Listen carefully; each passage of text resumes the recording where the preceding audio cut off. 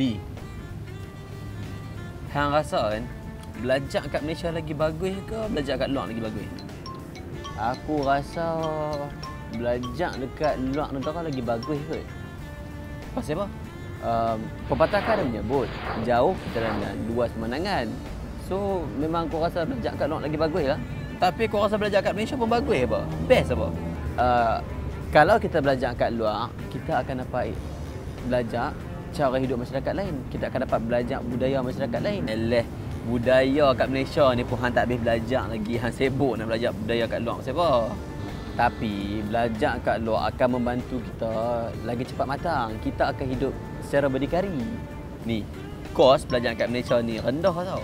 So, hang boleh dapat ataupun hang boleh belajar banyak benda, hang boleh discover banyak benda dengan kos yang sangat minimum. Masyarakat kat luar, mereka bagus tau.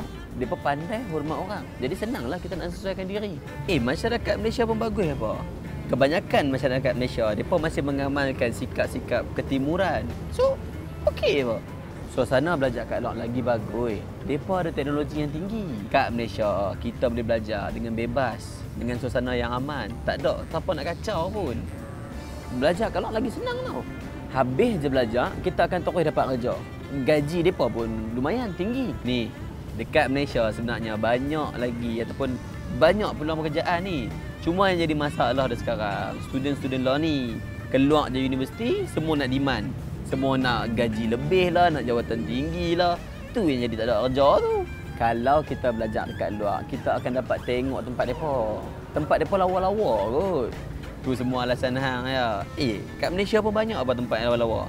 Hang nak pergi ke semua tempat lawa kat Malaysia? Belum nak lagi. Tapi kalau kita belajar dekat luar, lagi satu kelebihan dia, kita akan dapat menguasai bahasa Inggeris. Kita akan dapat menguasai bahasa universal tu dengan masa yang singkat. Tepi lah.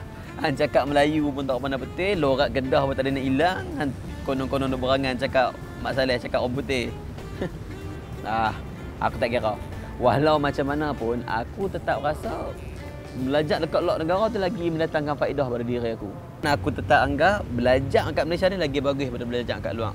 Yang sebenarnya, belajar kat mana pun sama je. Yang penting niat kita tu nak belajar. Niat kita tu nak menuntut ilmu. Itu je.